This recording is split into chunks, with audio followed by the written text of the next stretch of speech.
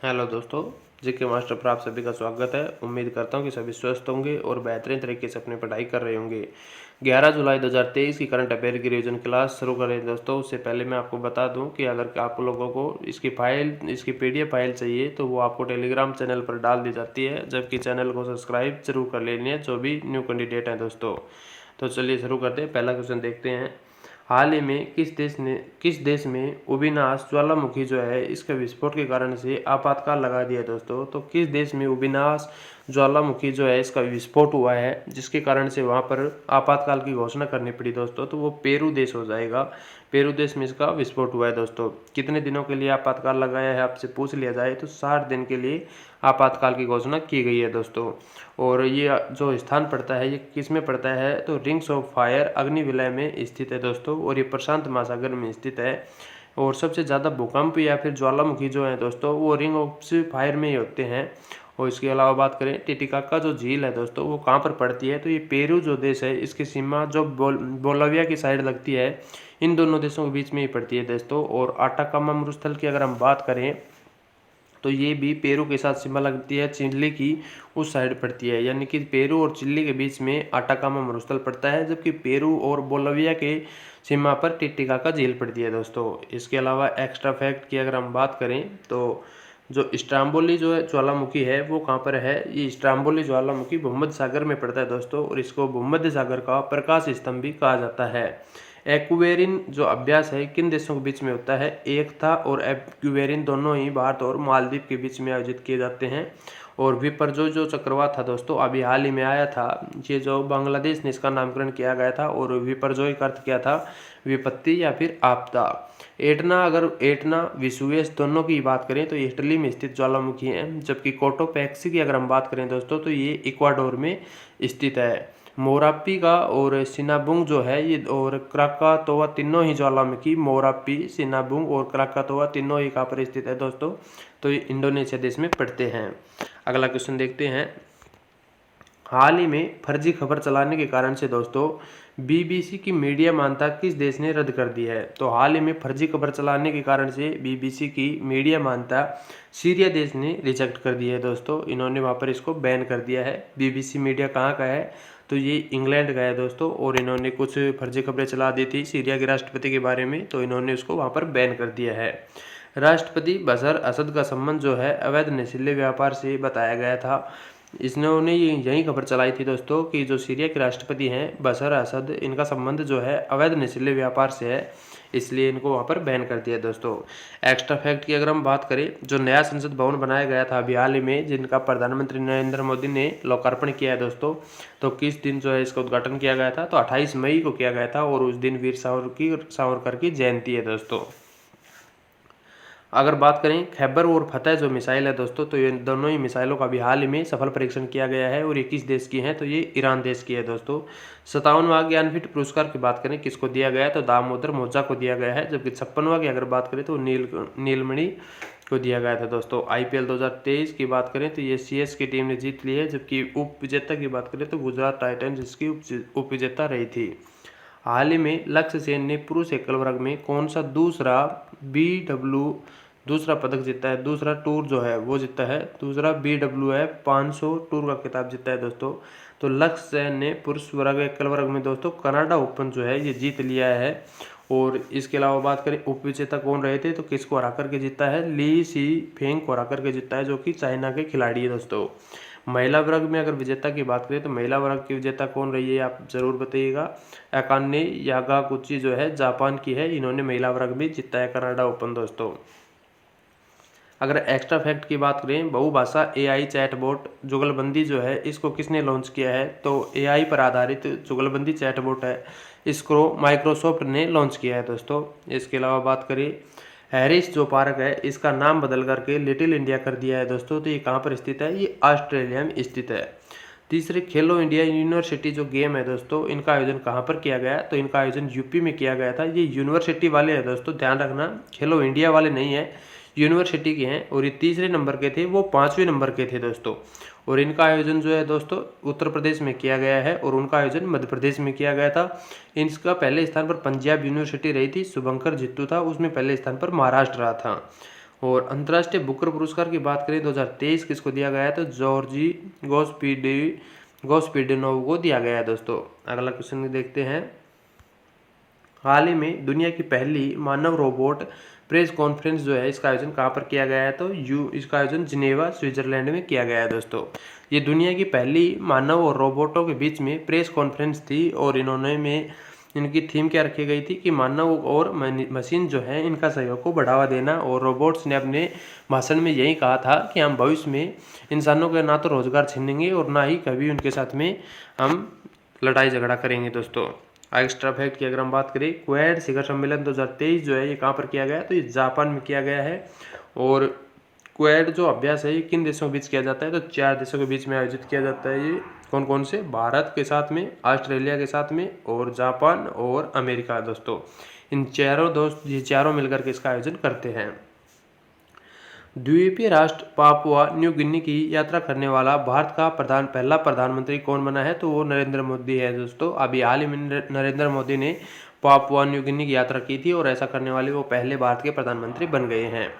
49वें G7 शिखर सम्मेलन 2023 की बात करें तो इसका आयोजन कहाँ पर किया गया है, इसका आयोजन जापान में किया गया है दोस्तों।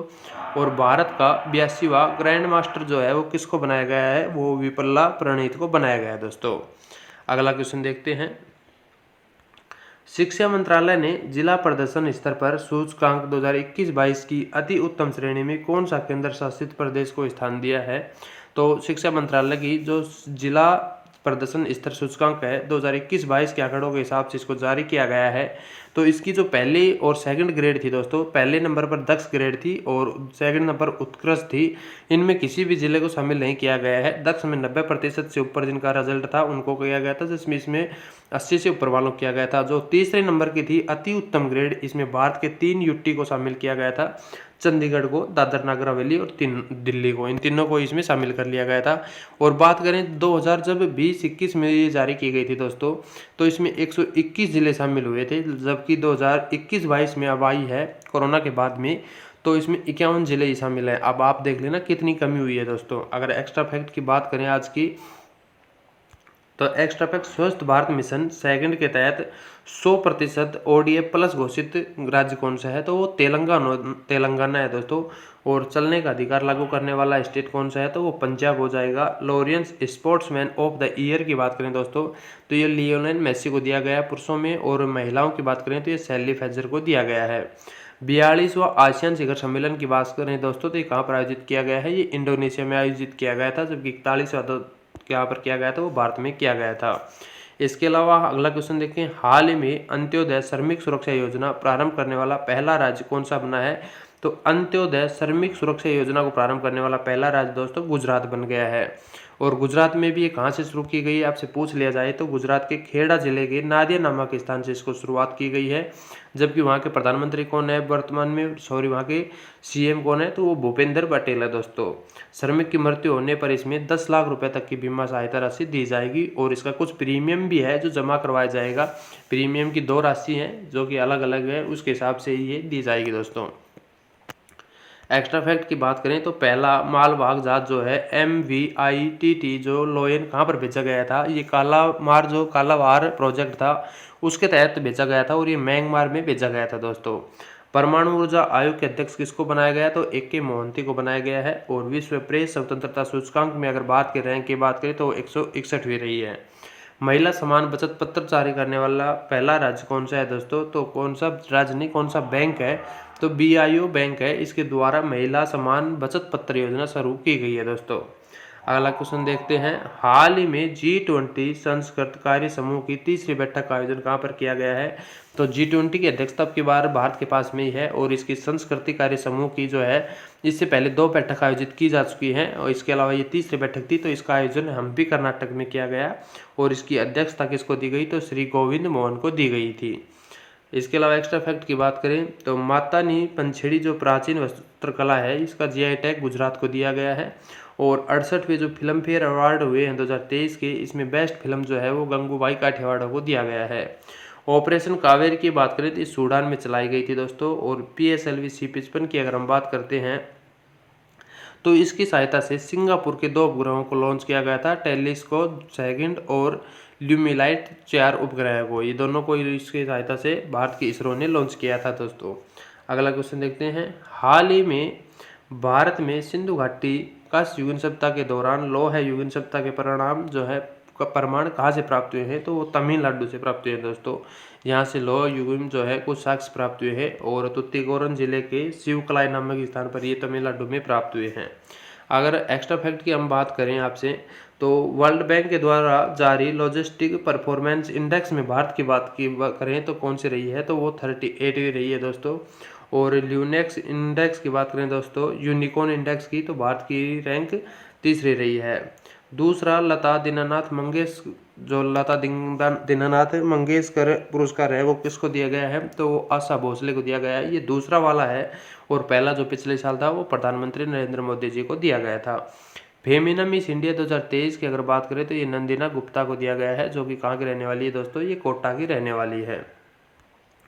हाल ही में युवा वर्ल्ड चैंपियनशिप में रिकर्व श्रेणी में स्वर्ण पदक जीतने वाला भारत का पहला पुरुष तीरंदाज कौन बन गया है दोस्तों, तो युवा वर्ल्ड चैंपियनशिप में रिकर्व श्रेणी में स्वर्ण पदक जीतने वाला पहला भारतीय पुरुष पार्थ सालुके बन गया है दोस्तों। ये कहाँ के रहने वाले हैं, तो ये महाराष्ट्र के रहने वाले हैं। महिलाओं की बात करें दोस्तों, तो इसमें महिलाओं में दीपिका कुमारी जो है पहले ये पदक जीत चुकी है। एक्स्ट्रा फैक्ट की बात करें, भारत की जो पहली semi high speed regional rail service जो है रेपिडिक्स, ये कहाँ संचालन की जाएगी दोस्तों, तो दिल्ली के एनसीआर में संचालित की जाएगी। निर्वाचन आयोग ने किस पार्टी को राष्ट्रीय दर्जा समाप्त कर दिया है, तो 3 पार्टियों को समाप्त कर दिया है, एनसीपी का, सीपीआई का और तृणमूल कांग्रेस का। प्रोजेक्ट टाइगर के 50 वर्ष पूरे होने पर कार्यक्रम कहाँ पर आयोजित किया गया दोस्तों, तो कर्नाटक में आयोजित किया गया था। आज का आखिरी क्वेश्चन देखते हैं, हाल ही में किस राज्य सरकार ने गारंटी बजट पेश किया है दोस्तों, तो एकमात्र राज्य सरकार जिसने गारंटी बजट पेश किया है तो वो कर्नाटक की है। और कर्नाटक के सीएम की बात करें कौन है वर्तमान में, सिद्धरमैया वहाँ के वर्तमान में सीएम है। और इसका गारंटी बजट जो है इसको पेश करने का उद्देश्य क्या है, समावेशी विकास इसका उद्देश्य रखा गया है दोस्तों। अगर एक्स्ट्रा फैक्ट की बात करें, एप्पल ने भारत में अपना पहला रिटेल स्टोर कहाँ पर खोला, तो वो मुंबई में खोला है दोस्तों। और गज उत्सव की बात करें दोस्तों, तो गज उत्सव कहाँ पर बनाया गया, कांजीरंगा नेशनल पार्क असम में बनाया गया था। 71वीं मिस यूनिवर्स 2022 का खिताब किसको दिया गया, तो ब्रोनी ग्रेबियल को दिया गया है। और महाराष्ट्र के वर्तमान सीएम कौन है, तो एकनाथ शिंदे है दोस्तों। ये आज के क्वेश्चन थे। तो क्लास आपको अच्छी लगी तो चैनल को सब्सक्राइब जरूर करिएगा दोस्तों।